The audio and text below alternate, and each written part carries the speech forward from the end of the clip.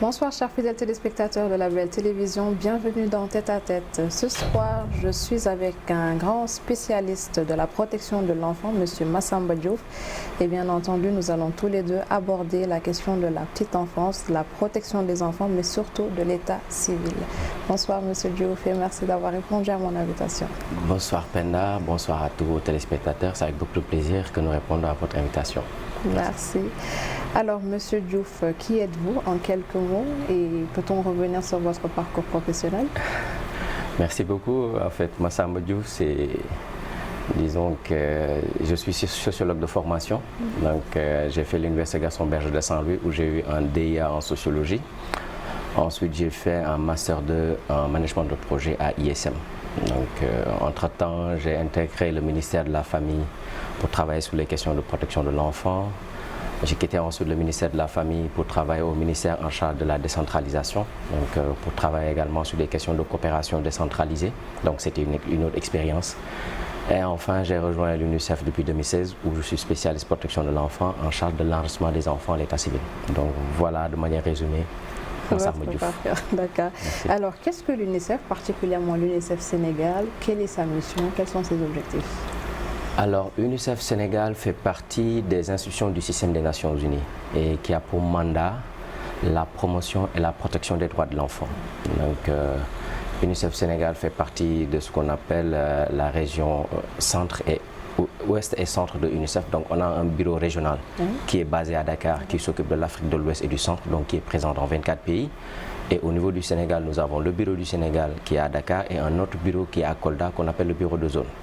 Donc la mission de UNICEF, c'est vraiment garantir la réalisation des droits de l'enfant à travers, disons, un appui technique que nous apportons à l'État du Sénégal, mais également un appui financier. Donc nous mobilisons des ressources financières pour aider l'État du Sénégal à réaliser la politique relative à la protection de l'enfant au Sénégal. D'accord. Votre fonction, vous, en tant que spécialiste au sein même de cette ONG? Alors, au sein de UNICEF, moi, je suis spécialiste protection de l'enfant à la section protection de l'enfant. Donc, UNICEF est, disons, organisé en département. On a le département protection de l'enfant, on a le département santé, survie, développement de l'enfant, on a un département politique sociale et décentralisation, on a un département éducation et également on a un département communication pour le développement. D'accord, tout ça dans le même Tout ça dans le bureau pays. D'accord. Alors, on va faire un petit retour sur le rapport de synthèse état civil au Sénégal. Il existe beaucoup de termes techniques, beaucoup de chiffres. Grosso modo, quel a été le bilan tiré de ce... Alors, concernant la question de l'enrichissement des enfants à l'état civil, il faut comprendre qu'au Sénégal, on a une tendance vraiment à la hausse. Si on regarde les statistiques de 2000 jusqu'à 2017 ou 2019, on a vraiment une situation à la hausse. En 2000, on avait pratiquement un taux de 70% d'enfants âgés entre 0 et 5 ans enregistrés à l'état civil. Jusqu'en 2017, le taux était au niveau de 77%. Donc ça veut dire qu'entre 2000 et 2017, on a pratiquement un bond de 17 points. Donc chaque année, on a pratiquement un bond de 1 point, ce qui est vraiment négligeable au regard des investissements, au regard de toutes les initiatives développées par l'État du Sénégal et ses partenaires. Là, actuellement, on a un taux de 78,7% pour les enfants âgés entre 0 et 5 ans. Et à côté de ce taux, on a également des données sur les enfants de moins de 1 an, qui est autour de 76,9%. Pourquoi on s'intéresse à cette tranche d'âge? Parce qu'au Sénégal, la déclaration à l'état civil est de 0 à 1 an. Donc ça veut dire que si on veut comprendre le comportement des populations en termes de déclaration de naissance, c'est le taux de moins de 1 an qui nous intéresse pour voir un peu est-ce que aussi la tendance est dans la déclaration, dans les délais, ou c'est toujours les régularisations ou les audiences foraines que les gens connaissent qui prennent le dessus. Et apparemment, il n'y a pas une très grande différence entre les enfants enregistrés dans les délais et les enfants enregistrés hors délai. Donc les taux, pratiquement, il n'y a pas une très grande différence. Alors, pourquoi est-ce qu'aujourd'hui les gens ne déclarent pas leurs enfants à l'état civil? En tout cas, ce qui ressort des études que nous avons eu à dérouler récemment au Sénégal, il ressort un certain nombre de facteurs. Parmi les facteurs, nous avons vraiment l'ignorance de l'importance de la déclaration des enfants à l'état civil. beaucoup de parents ignorent pourquoi est-ce qu'ils doivent déclarer leurs enfants à l'état civil. Ils ne voient pas de gain, ils ne voient pas l'importance. À côté de cette cause, nous avons également une autre cause, c'est comment est-ce qu'ils doivent déclarer leurs enfants à l'état civil. Donc la procédure, quelle est la procédure à suivre pour déclarer un enfant à l'état civil? Est-ce qu'un parent qui n'a pas d'acte de naissance peut déclarer son enfant à l'état civil? Est-ce qu'une femme qui n'est pas mariée peut déclarer son enfant à l'état civil? Est-ce qu'une femme qui n'a pas célébré son mariage à l'état civil peut être capable de déclarer son enfant à l'état civil? Est-ce qu'une femme victime ou un enfant victime de refus de paternité peut être déclaré à l'état civil? Donc il y a autant de situations qui font qu'aujourd'hui beaucoup de parents, disons, ne déclarent pas leurs enfants à l'état civil, même si la loi a prévu des procédures spécifiques pour chacun de ces cas. Parmi les causes également, nous avons vu que les chefs de village, qui sont ce qu'on appelle les chefs de village et délégués de quartier, qui sont ce qu'on appelle les auxiliaires de l'état civil, ne jouent pas pleinement leur rôle ou bien ignorent même leur rôle dans le processus de déclaration des enfants à l'état civil. Parce que dans le code de la famille, il est prévu que les chefs de village et les délégués de quartier déclarent les naissances et les décès qui se produisent dans leur localité. Et malheureusement, pour la majeure partie d'entre eux, ils ne le font pas. Et ça aussi, c'est vraiment un problème crucial qui fait qu'aujourd'hui, le taux de déclaration n'arrive pas à avoir, disons, le bon que nous souhaitons. Un autre aspect également, c'est parfois le manque de collaboration qui devait exister entre les acteurs de la santé et les acteurs de l'état civil. Vous savez que la preuve de la naissance est fournie par la santé. C'est l'agent de santé, c'est la sage-femme, c'est l'infirmier chef de poste ou le médecin qui vous délivre ce qu'on appelle le certificat d'accouchement. Et ce certificat d'accouchement-là qui va être présenté avec d'autres pièces pour déclarer votre enfant. Donc c'est la preuve qu'il y a une naissance. Parce que rares sont les parents qui vont déclarer leur enfant en y amenant leur enfant. Donc c'est le document-là que les parents présentent, voilà, qui prouve qu'effectivement il y a eu un enfant qui est né, que c'est un garçon, il est né à tel lieu, il est né à quelle date, à telle heure. Donc c'est toutes ces informations-là, disons, qui sont contenues dans le certificat d'accouchement. Alors, pourquoi est-ce qu'il y a ce manque de collaboration? Parce qu'en délivrant le certificat d'accouchement, certains agents de santé n'expliquent pas à la femme que c'est ce document-là que vous devez présenter à l'état civil pour déclarer votre enfant. Donc dans certains milieux, on se rend compte qu'il y a cette confusion-là, voilà, à considérer le certificat d'accouchement comme étant l'acte de naissance de l'enfant. Donc ils attendent au moment d'inscrire l'enfant à l'école pour présenter le document, on leur dit non, ça c'est pas l'acte de naissance de l'enfant, il faut aller à l'état civil, enregistrer votre enfant et de là on va vous délivrer ce qu'on appelle le volet 1 ou l'extrait de naissance qui fera office vraiment d'acte officiel d'enregistrement de votre enfant à l'état civil.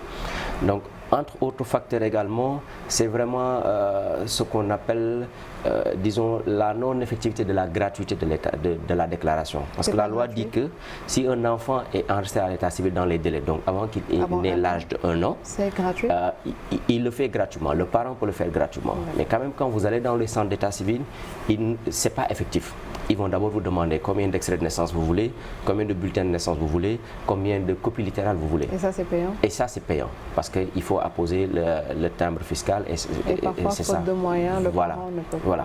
Et vous imaginez, alors qu'il aurait suffi juste qu'il donne aux déclarants ce qu'on appelle le volet 1. Ça, c'est l'original de la déclaration. Ça, c'est le document à avoir. Chaque parent qui déclare son enfant à l'état civil doit d'abord demander le volet 1. D'accord. Ça, c'est vraiment pour sécuriser même vos déclarations. Maintenant, après, vous pouvez demander des copies. Parmi les copies, il y a l'extrait de naissance. Et généralement, quand vous faites des concours ou quand vous voulez inscrire votre enfant à l'état civil, on demande un extrait de naissance d'attendre moins de 3 mois.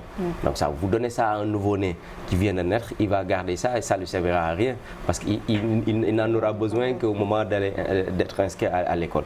Donc ça aussi, je pense que c'est des pratiques qui existent dans nos centres d'état civil et qui ne facilitent pas vraiment la déclaration dans certains milieux, notamment en milieu rural où les parents vraiment n'ont pas assez de revenus pour pouvoir supporter toutes ces charges-là, tout en sachant que pour se déplacer d'un village à un centre d'état civil, il faut payer le transport, il faut passer la journée. Et parfois aussi, il y a les va-et-vient incessants. Donc parfois, c'est des rendez-vous qui ne sont pas respectés. On vous demande de revenir le lendemain, vous revenez, on vous dit non, c'est pas encore signé, attendez un autre jour. Parfois, tout ça concourt à rendre vraiment difficile la déclaration des enfants en milieu rural, notamment au Sénégal. Tout à l'heure, vous avez évoqué la question de l'ignorance. Comment peut-on faire aujourd'hui justement pour éveiller ses consciences et avertir une jeune maman, un jeune papa qu'il faut déclarer son enfant à la naissance? Je pense que pour le cas du Sénégal spécifiquement, le premier défi, je dis que c'est de susciter la demande. Donc faire de telle sorte que chaque citoyen sénégalais, chaque parent, chaque père de famille puisse se dire j'ai un enfant qui vient de naître, je dois pouvoir le déclarer à l'état civil. Et ça, c'est le premier défi.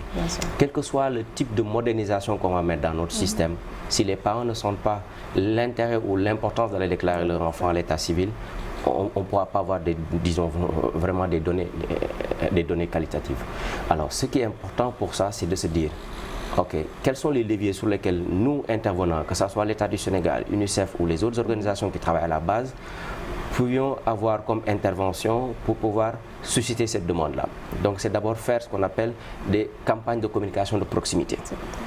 Au Sénégal, on a plusieurs occasions pour pouvoir communiquer avec les populations. Nous avons l'implication d'abord des imams, oui. Des imams qui procèdent, disons, qui sont présents lors des baptêmes. Donc ces gens-là devraient pouvoir faire un prêche qui amènerait les parents à prendre conscience de l'importance de la déclaration de leur enfant. Donc c'est des acteurs clés que nous ciblons dans nos campagnes de communication. Ils ont été formés sur l'importance de la déclaration et des procédures de déclaration. Ce qui fait qu'eux, ils ont pris l'engagement durant chaque baptême, avant de quitter, de rappeler les parents l'importance de déclarer leur enfant. Et ça vraiment, dans certaines localités, ça permet d'avoir vraiment des résultats intéressants. L'autre procédure, c'est d'impliquer vraiment les Badiengor. Oui. Les Badiengor qui sont dans nos territoires, qui sont partout et qui accompagnent les mamans durant la phase de grossesse jusqu'à ce que l'enfant atteigne l'âge de 5 ans. Alors, dans ce processus également, les Badiengor développent des causeries au sein des structures sanitaires pour que quand les mamans viennent en visite prénatale ou postnatale, qu'elles puissent être sensibilisées sur l'importance de préparer la déclaration de cet enfant-là à l'état civil. Ce qui fait que lors de la prochaine visite postnatal, donc à J9 généralement, donc le lendemain après le baptême, les mamans viennent avec les documents nécessaires pour procéder à la déclaration de leur enfant à l'état civil.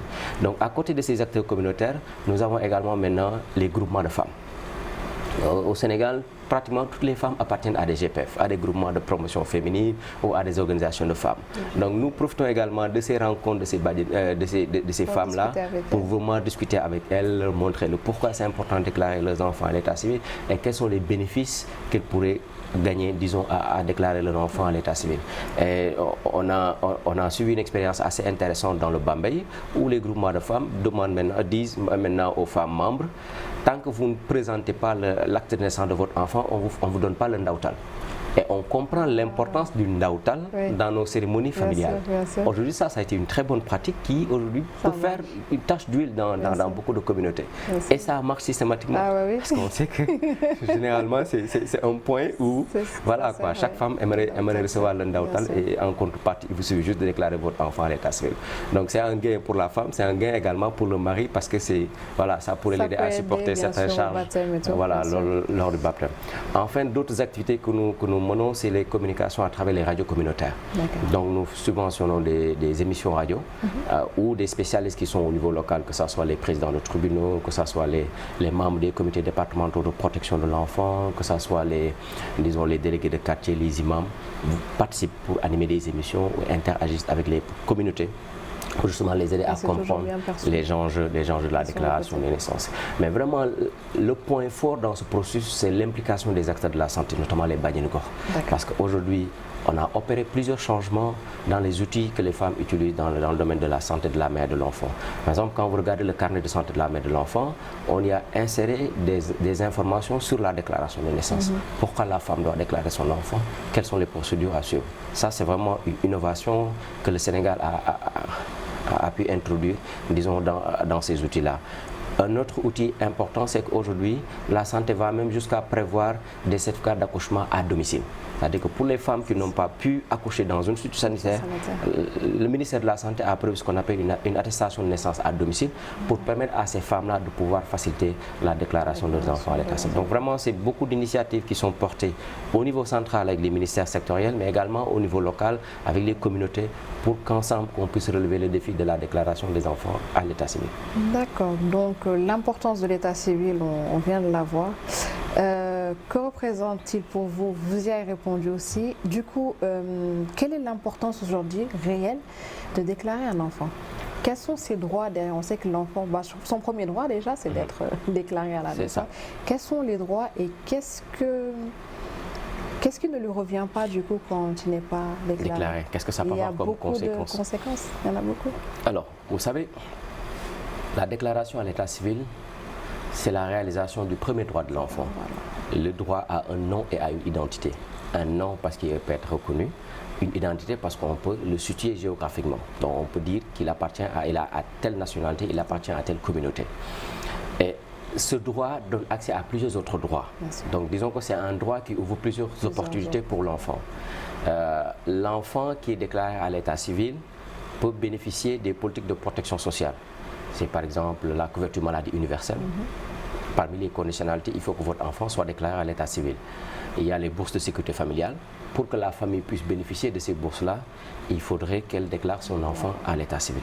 Donc ça, c'est déjà deux avantages pour les parents. Pour l'État du Sénégal, si on avait un système d'état civil fiable, sécurisé et complet, on n'aurait même plus besoin de faire des enquêtes de recensement général de la population. Rien que les données de démographie pourraient être tirées, disons des données de l'état civil. Ça permet également de pouvoir planifier les politiques de développement. Par exemple, aujourd'hui, si on avait un système d'état civil stable, stabilisé ou sécurisé, on aurait pu anticiper pour comprendre quel est le nombre d'établissements scolaires à construire dans telle ou telle localité sur la base des projections démographiques qu'on peut faire. On a tel nombre d'enfants qui sont nés cette année-ci, donc dans 5 ans, on aura besoin, vous avez vu, donc ça permet vraiment de faire des projections fiables. L'autre avantage pour l'État, c'est qu'aussi ça pourrait permettre d'anticiper également sur, disons, la réalisation d'une base de données fiable sur les électeurs potentiels. Par exemple. Par exemple. Aujourd'hui, on est en train de courir pour demander aux gens de s'en inscrire parce que justement, on n'a aucune visibilité sur quelle est la population réelle d'enfants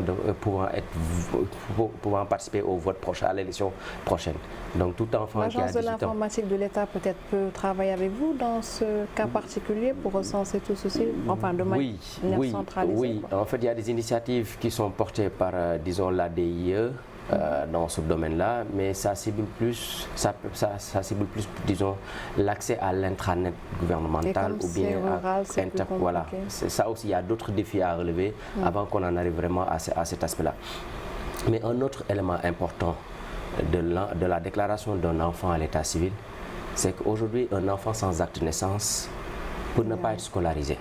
Je dis peut ne pas être, même si la loi permet qu'on intègre dans le système éducatif des enfants sans acte d'état civil, avec tout ce que ça comporte comme conséquence.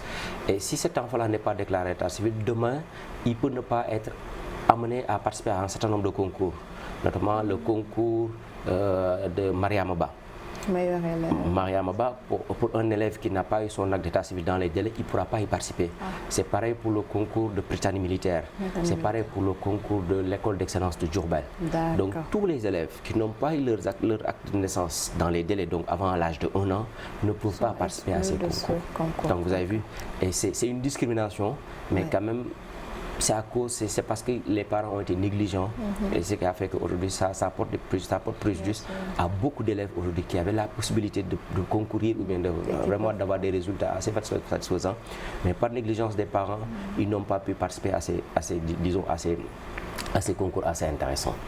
Un dernier point sur les conséquences que ça peut avoir sur l'état, disons de manière générale, la non-déclaration à l'état civil également peut avoir des répercussions judiciaires pour un enfant.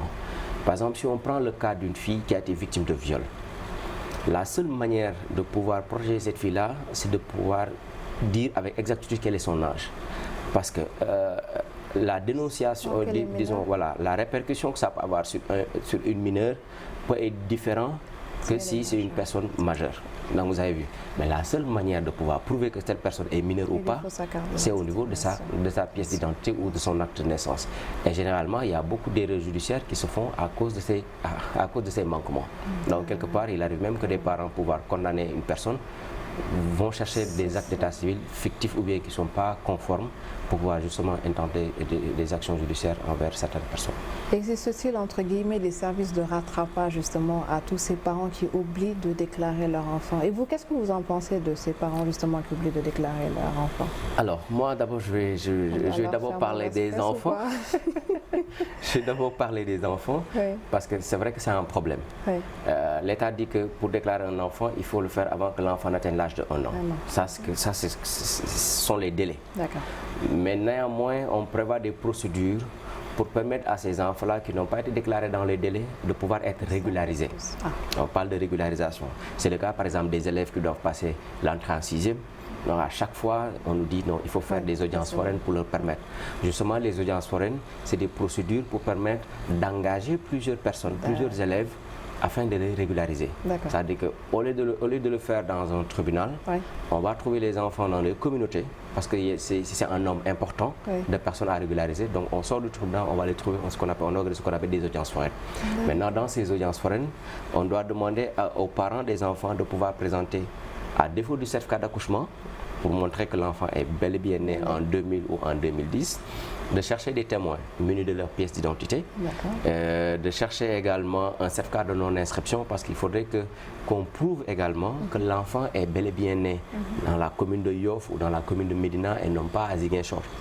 Donc le maire de Yoff ou bien l'officier d'état civil de Yoff va dire, moi j'atteste que telle personne n'est pas enregistrée dans mes registres durant l'année telle. Et sur cette base-là, parce qu'on va éviter les doublons, et sur cette base-là, le président du tribunal peut délivrer maintenant une autorisation d'inscription sur les registres. Donc le président du tribunal, quand il délivre ça, l'officier d'état civil de la commune concernée doit retranscrire cette autorisation dans les registres de l'année en cours. Et généralement aussi, ce n'est pas effectif. Par exemple, le président du tribunal peut dire à la commune de Médina ou bien à la commune de Médina Yoro Fula, pour cette année-ci, j'ai autorisé par exemple 1500 autorisations d'inscription sur les registres. Donc ces 1500, vous devez les enregistrer dans les registres de l'année en cours. Mais malheureusement, l'officier d'état civil, pour ne pas se charger de les inscrire tout de suite, il attend que les parents se déplacent pour réclamer leur acte et qu'il fasse. Voilà. Et ce qui fait que maintenant, s'il n'enregistre pas ces personnes-là à qui il avait l'autorisation de les inscrire, ce sont les mêmes personnes qui reviennent l'année suivante pour encore être enrôlées, justement. Ce qui fait qu'on a l'impression que les statistiques ne diminuent pas. Alors que c'est des décisions qui sont dans les mairies et qu'il s'agit juste de suivre pour pouvoir être retranscrites. Donc ça, c'est un problème qui se pose à nous dans ce processus, malgré tout le plaidoyer qu'on a eu à faire, malgré toutes les formations. Mais on se rend compte qu'aujourd'hui, les audiences foraines sont une porte ouverte pour beaucoup de dérives. Il y a des gens qui naissent et qui renaissent. Dans nos communautés, quand on dit de quelqu'un qui a fait un jugement, on comprend tout de suite qu'il a diminué son âge. Alors que ce n'était pas ça l'esprit. L'esprit de dire que la personne n'existe pas officiellement, on l'aide à avoir une existence officielle sous les registres officiels de l'état civil. Mais chez nous, on dit, va faire un jugement, ça veut dire que va diminuer ton âge, va retailler ton âge. Et ça aussi, on a aucun moyen vraiment pour pouvoir contrôler ça. Parce que si le système était informatisé, on n'aurait pas pu inscrire une personne 2 fois sur les registres. Donc c'est un problème. L'autre problème également, c'est qu'aujourd'hui, même des étrangers peuvent profiter de ces audiences foraines-là pour s'inscrire. Alors que ça aussi, c'est des problèmes. Donc ça ne rend pas fiable vraiment nos statistiques sur l'état civil. Un dernier point aussi, c'est un travail fastidieux. C'est un travail fastidieux et c'est un travail également qui coûte beaucoup d'argent à l'État du Sénégal, disons aux parents généralement, parce que c'est les parents qui supportent et ça nécessite beaucoup de temps. Vous avez vu, un parent, il doit déplacer ses témoins, il doit payer les frais de timbre, je pense que les frais c'est entre 7 000 francs ou quelque chose comme ça. Il doit également payer le transport pour tous ces gens-là et c'est un exercice qui peut prendre toute une journée. Vous le faites en milieu rural, si les parents n'ont pas les moyens, c'est sûr qu'ils ne vont jamais le faire. Maintenant, la régularisation ne concerne pas seulement les enfants, même les personnes âgées peuvent être régularisées à l'état civil. Même les chefs de village qui vont recevoir les indemnités et qui n'avaient pas d'acte d'état civil peuvent également s'enrôler pour avoir une identité officielle. Pour vous dire qu'aujourd'hui, tant que la personne existe, elle a la possibilité d'être régularisée à l'état civil en passant par le tribunal. Voilà. Donc c'est un travail assez fastidieux, mais que les tribunaux aident à gérer tant bien que mal. Quelles autres solutions apportez-vous à tout ce bilan, toutes ces statistiques et vos recommandations surtout? Alors, la solution, nous, on la cherche au niveau des sectoriels. Déjà, je vous ai parlé tout de suite de la place importante que la santé va jouer disons, dans la déclaration systématique des nouveau-nés. Au moins pour la santé, on se bat pour que tous les nouveau-nés qui fréquentent les structures sanitaires ou bien qui sont en contact avec les spécialistes de la santé, notamment les Badianougor, les agents de santé communautaire ou disons les relais de manière générale, soient déclarés à l'état civil. Ça, c'est vraiment une contribution de taille que le ministère de la Santé va faire dans le secteur. Maintenant, il nous reste les enfants qui sont dans le système éducatif. Là aussi, on a fait un travail assez intéressant avec le ministère de l'Éducation, notamment la direction de la direction de l'éducation, de l'enseignement élémentaire, que je remercie au passage. Aujourd'hui, qui va déployer un nouveau dispositif de ce qu'on appelle dispositif de détection et d'enregistrement des élèves sans acte de naissance à l'état civil. C'est-à-dire qu'aujourd'hui, on n'attend plus que l'enfant atteigne la classe de CM2 pour se rendre compte qu'il n'a pas été déclaré à l'état civil ou pas. On le fait dès le préscolaire. Donc, dès qu'on détecte que cet élève-là, qui vient d'être inscrit, n'a pas d'acte de naissance, on engage le processus avant même la fin de l'année. Donc, pour vraiment éponger tout le stock d'élèves qui sont dans le système éducatif et qui n'ont pas encore été régularisés à l'état civil. Donc ce travail-là, vraiment, le ministère de l'Éducation nationale va nous accompagner dans ce processus. Un autre travail que nous faisons, c'est au niveau des chefs de village et délégués de quartier. Aujourd'hui, nous leur donnons des outils de travail nécessaires, c'est les cahiers de village et les cahiers de quartier, qui sont des supports sur lesquels ils sont tenus d'enregistrer les naissances. Donc ça aussi, on s'assure que tous les villages, en tout cas dans nos zones d'intervention, que les chefs de village puissent disposer de ces outils-là et enregistrer vraiment systématiquement les enfants qui naissent dans le territoire, en collaboration vraiment avec les imams, les Badjanougor et tous les acteurs communautaires. Et, un point important aussi, c'est vraiment la formation des agents, des acteurs même de l'état civil. Est-ce qu'on se rend compte que c'est un secteur très perméable, mais aussi c'est un secteur où les agents sont très mobiles? Parce que quand il y a changement de maire, généralement, l'équipe de l'état civil a tendance à changer. Parce que chaque maire qui vient amène encore son personnel et c'est un éternel recommencement. Et pour ça aussi, nous travaillons beaucoup à faire des sessions de formation avec les agents d'état civil, avec les officiers de l'état civil, mais aussi ce qu'on appelle aussi disons les auxiliaires de l'état civil. Donc cette formation également, elle occupe une place importante. Et à côté de tout ça, il y a le défi de la communication. Donc j'aurais dit tout ce qui est causerie, campagne de communication de proximité, mais on a développé des supports de communication. Et puis les médias. Voilà, et les médias. Donc on va faire des émissions radio, télé, on va dans les radios communautaires, mais on a développé des supports de communication sur la déclaration des enfants à l'état civil, mais sur les faits d'état civil de manière générale, y compris les mariages et les décès. Donc pour le Sénégal, on en a 3. On a les naissances, les mariages et les décès qui sont considérés comme les faits d'état civil. Alors pour tous ces faits, nous avons développé des supports avec le ministère en charge de l'état civil, notamment la direction de l'état civil. Ou c'est des affiches, par exemple, où on montre la place centrale que la femme doit jouer dans la déclaration de son enfant à l'état civil. Il n'est pas dit que c'est l'homme qui doit le faire, mais la loi dit que c'est le père, c'est la mère, c'est les proches parents, c'est le personnel médical, c'est les sages-femmes, c'est vraiment, voilà, on a vraiment une panoplie de personnes qui sont susceptibles de déclarer un enfant à l'état civil. Donc là, on a vraiment mis l'accent sur la femme pour dire que moi, par exemple, je donne moi, Penda, j'ai déclaré mon enfant à l'état civil pour que les autres puissent dire, ah ok, donc une femme peut déclarer son enfant. Ça paraît banal, mais il y a beaucoup de gens, même qui sont dans l'administration ou bien qui travaillent, qui ignoraient cette disposition de la loi. Donc qu'elles pouvaient déclarer elles-mêmes, disons, leur enfant à l'état civil. Donc ça, c'est un ensemble d'interventions que nous faisons avec les différents sectoriels, que ce soit au niveau central, que ce soit au niveau local, et avec vraiment la contribution des préfets qui coordonnent vraiment les activités des CDPE. Et nous espérons vraiment que tout ça va porter ses fruits. Bien sûr.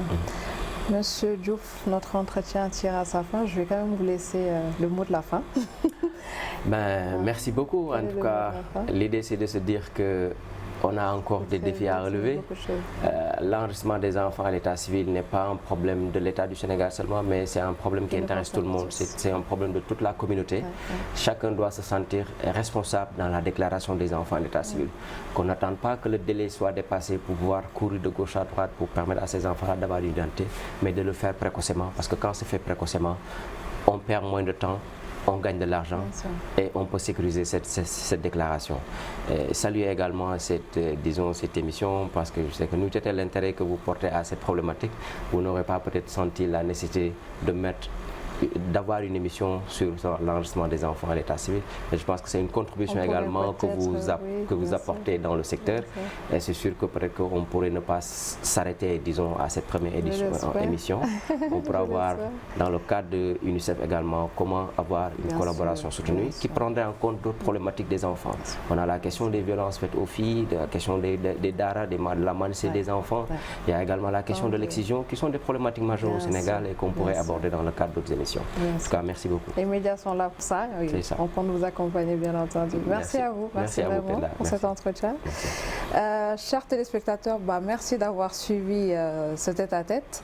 Je vous retrouve très très vite avec un prochain invité, une nouvelle thématique. Et vous pouvez bien entendu revoir l'intégralité de cette émission sur toutes nos plateformes et sur le site www.labeltelevision.com et sur Canal 46. Merci, à très vite.